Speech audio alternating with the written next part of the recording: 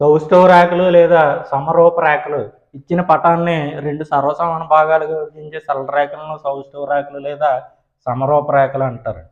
ఒక పటం యొక్క సౌష్టవ రేఖ ఆ పటాన్ని రెండు సర్వసమాన భాగాలుగా విభజిస్తుంది. త్రిభుజాల్లో సౌష్టవ రేఖల సంఖ్య. చతురస్రానికి 4 సౌష్టవ రేఖలు గీయొచ్చండి. ఒకటి వెర్టికల్గా, ఒకటి హారిజాంటల్గా, మిగిలిన 2 డయాగ్నల్స్. టోటల్గా ఒక చతురస్రానికి స్క్వేర్కి గల సౌష్టవ రేఖల సంఖ్య 4. దీర్ఘ చతురస్రానికి వెర్టికల్గా ఒకటి, హారిజాంటల్గా ఒకటి, 2 సౌష్టవ రేఖలు గీయగలం. పారలలోగ్రామ్కి సౌష్టవ రేఖలు గీయలేము కాబట్టి సమాంతర చతుర్భుజ యొక్క సౌష్టవ రేఖల సంఖ్య ఎంత అంటే 0. రాంబస్కి 2 సౌష్టవ రేఖలు గీయవచ్చు, 2 సిమెట్రిక్ లైన్స్. డయాగ్నల్స్ని 2 సౌష్టవ రేఖలు గీయవచ్చు. ట్రెపీజియానికి సౌష్టవ రేఖలు గీయలేము. సో ట్రెపీజియం సౌష్టవ రేఖల సంఖ్య ఎంత అంటే 0.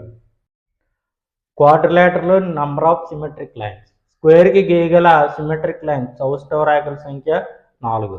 రెక్టాంగిల్ గీయగల సౌష్టవ రేఖల సంఖ్య 2. పారలలోగ్రామ్కి సౌష్టవ రేఖలు గీయలేము కాబట్టి నెంబర్ ఆఫ్ సిమెట్రిక్ లైన్స్ పారలలోగ్రామ్కి 0. రాంబస్కి గీయగల సౌష్టవ రేఖల సంఖ్య 2. కైట్కి గీయగల సౌష్టవ రేఖల సంఖ్య 1. ట్రెపీజియంకి సౌష్టవ రేఖలే గీయలేము. ఐసోలస్ ట్రెపీజియంకి మాత్రం ఒక సౌష్టవ రేఖని గీయగలం.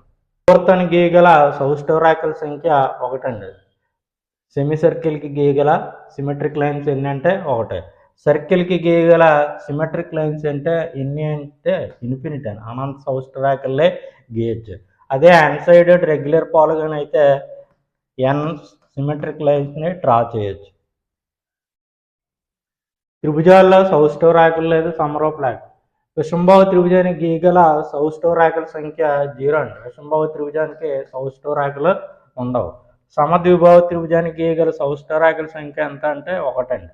సమద్విభావ త్రిభుజానికి ఒక సౌష్టవ రేఖని గీయగలం. అదే సమభావ త్రిభుజం ఈక్విలాటరల్ ట్రయాంగిల్ గీయగల సౌష్టవ రేఖల సంఖ్య ఎంత అంటే 3.